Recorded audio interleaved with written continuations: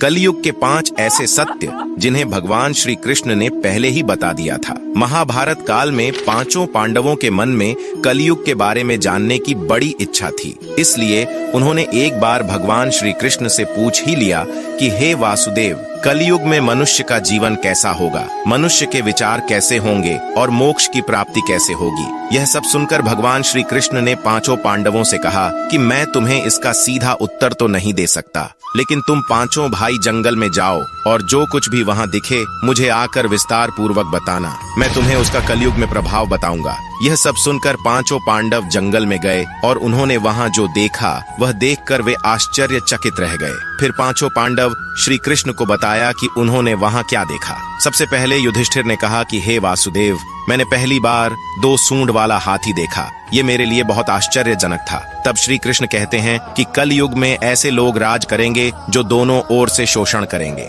कहेंगे कुछ और करेंगे कुछ और, मन में कुछ और होगा और कर्म कुछ और ही करेंगे। ऐसे ही लोगों का कलयुग में राज होगा। उसके बाद अर्जुन ने कहा कि हे वासुदेव, मैंने जो देखा वह तो इससे भी आश्चर्यजनक था। मैंने एक पक्षी देखा जिसके पंख पर वेद लिखे थे, लेकिन वह मांस खा रही थी। तब श्री कृष्ण बताते हैं कि कलयुग में ऐसे लोग रहेंगे जो बड़े ज्ञानी कहलाएंगे। वे ज्ञान की चर्चा तो करेंगे, लेकिन उनका आचरण राक्षसों जैसा होगा। कलयुग के मनुष्य धन और संपत्ति के लोभी होंगे, भले ही उनके पास कितना भी ज्ञान क्यों ना हो। उसके बाद भीम ने कहा कि एक गाय अपने बछड़े को इतना चाटती है कि बछड़ा लहू लोहान हो जाता है। तब श्री कृष्ण कहते हैं कि कलयुग में माँ के बच्चों की प्रति ममता इतनी बढ़ जाएगी कि उन्हें अपने विकास का अवसर ही नहीं मिलेगा, जिसके कारण मोह माया में पड़कर वे बर्बाद हो जाएंगे। इसके अलावा जब किसी का बेटा घर छोड़कर साधु बनेगा तो हजारों लोग उसके दर्शन करने जाएंगे, लेकिन जब खुद का बेटा साधु बनेगा तो वे रोएंगे कि मेरे बेटे का क्या होगा। कलयुग में बच्चों के प्रति ममता इतनी बढ़ जाएगी कि उसे मोह माया और परिवार में ही बांध के रखेंगे। उसके बाद सहदेव ने कहा कि मैंने 7 कुएं के बीच में एक सूखा कुआं देखा, लेकिन यह कैसे हो सकता है।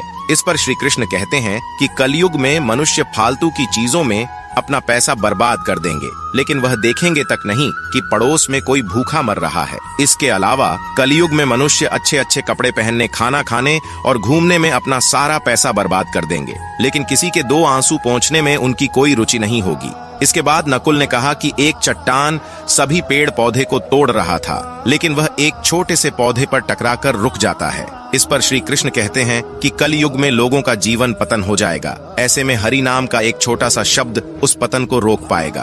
अर्थात कलयुग में भी जो मनुष्य धन के लोभ को छोड़कर हरि नाम का जाप करेगा उसे कोई कष्ट नहीं होगा और मृत्यु के बाद उसे मेरी चरणों में जगह मिलेगी। दोस्तों, इस वीडियो को शेयर करके कमेंट में जय श्री हरि अवश्य लिखें।